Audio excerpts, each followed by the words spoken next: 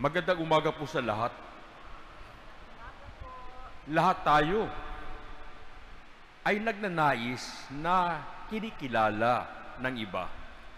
Kaya nga, ginagawa natin ang lahat ng pinakamabuti kung maaari na nakikita ng iba para tayo'y bigyan ng halaga.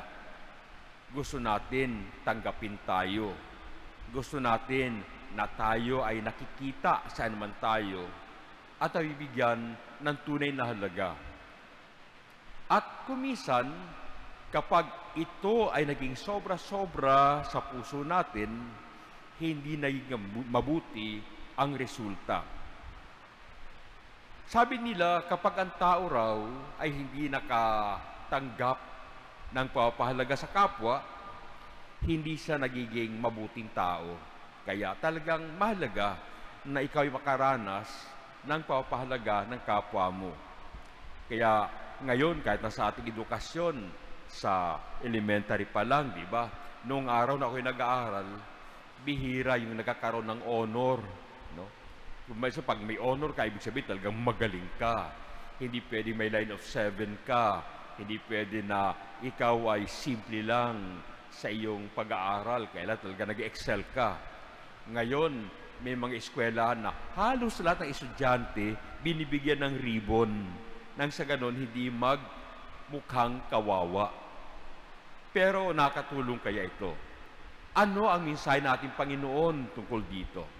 Paano kuminsan tayo, para lang tayo matanggap ang ginagawa natin, tayo nakisalamuhas doon sa mga taong sikat, o kaya sa mayayaman, o kaya tayo ay gumagawa ng paraan kahit na paano upang tayo yumaman. Paano sa ating kultura, kapag mayaman ka, kinikilala ka. Nito mga nakarang linggo nga, may lumabas na mga balita, paano ipinakita sa TV nung araw ng isa ng mag-asawa na mula sa hirap at ngayon mayamang-mayaman na ang dami nila sasakyan ng mga talagang sikat na mga sasakyan, 40. No, ang laki-laki ng kalagarahe. Halos siguro mga 3-4 na pamilya pwedeng tumira roon. Pagkatapos, ipinagmalaki nila na ito'y mula sa kanilang paghihirap daw. Pero yung pinagmula ng kanilang yaman ay questionable. Paano ay involve ang DPH at ang programa ngayon ng tungkol sa flood control. Na hirap tayong tanggapin dahil sa mapagbaha nating nakikita at pagkasira ng mga proyektong ganito. Pero sila parang masaya sila na ipakita ito sapagkat sila'y kikilalanin ng iba. Pagkilala.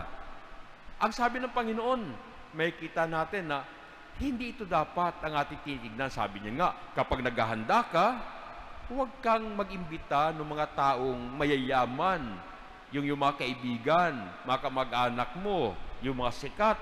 Ang imbitahan mo, yung mga wala talagang makain, yung mga naghihirap. Paano? Kapag sila inimbitahan mo, hindi sila makabalik ng pag-imbita sa iyo, at ang mag-iimbita sa iyo sa huli ay ang ating Panginoon sa langit. Pero ikaw ay nag-iimbita lamang doon sa mga nakaganti sa iyo, na maimbitahan ka rin, mabigyan ka ng pagpapahalaga, parang nasayang ang iyong okasyon na ikaw ay makapunta sa langit. Pangalawa, pinagdiinan niya na kapag ikaw ay inimbitahan sa isang kasalan, huwag kang pipili ng upuan ng mga sikat. No? Baka merong mas sikat sa iyo na dumating at ikaw'y paalisin sa upuan mo at dalhin sa upuan ng mga simple mga tao lamang at mapahiya ka sa marami.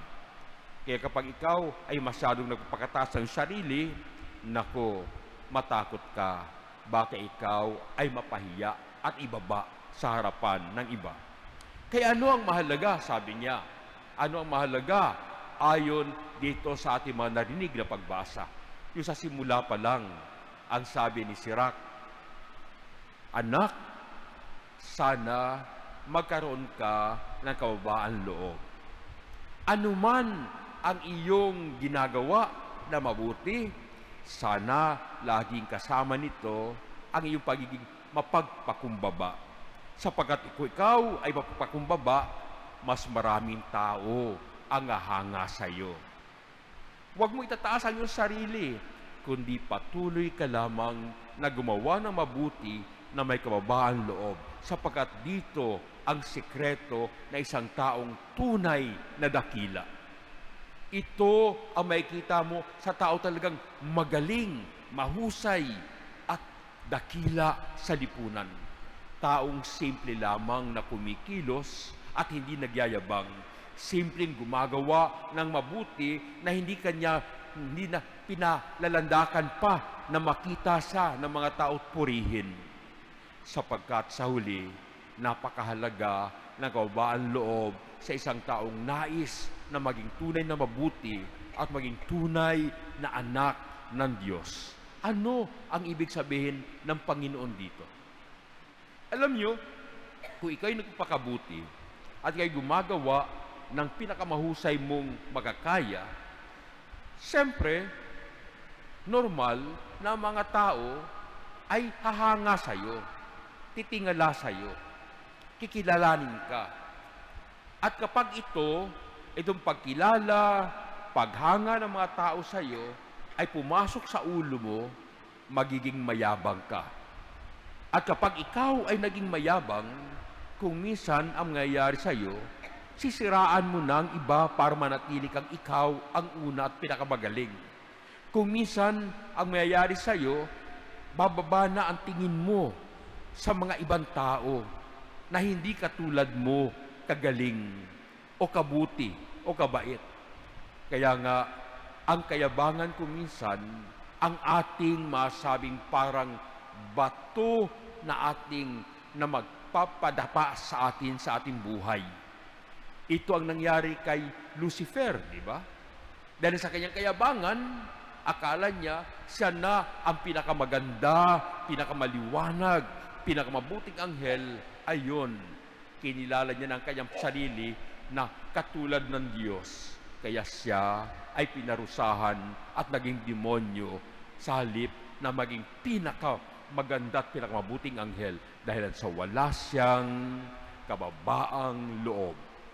Kaya sabi ni Santo Tomas, sa buhay natin bilang mga Kristiyano, kailangan laging naroon ang kababaan loob.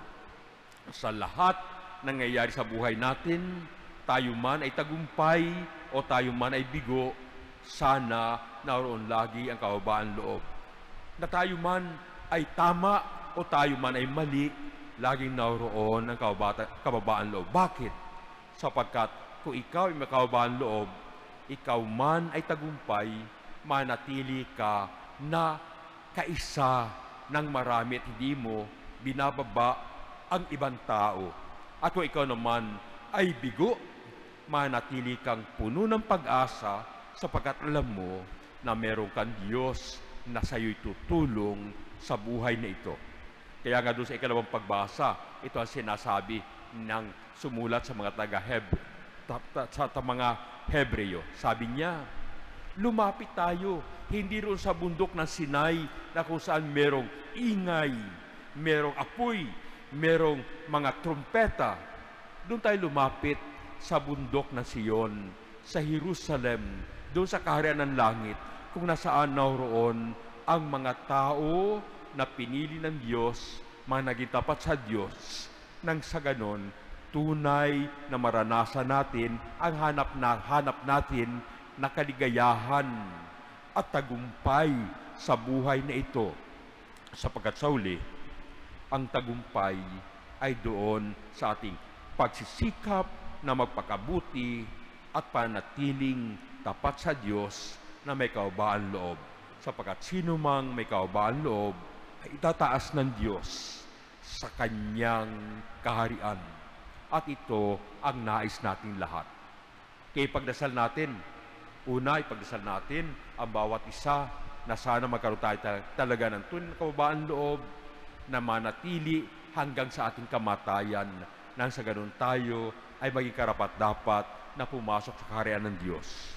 Pangalawa, ipagdasal natin yung ating mga mabuting mga kaibigan, kapatid at mga leader sa ating komunidad na sana huwag mapasukan ng hangin ng kanilang mga puso at isip at manatili silang tapat sa kanilang paglilingkod at pagmamahal sa mga tao na kapaligid sa kanila lalo na sa mga nangailangan. Amen.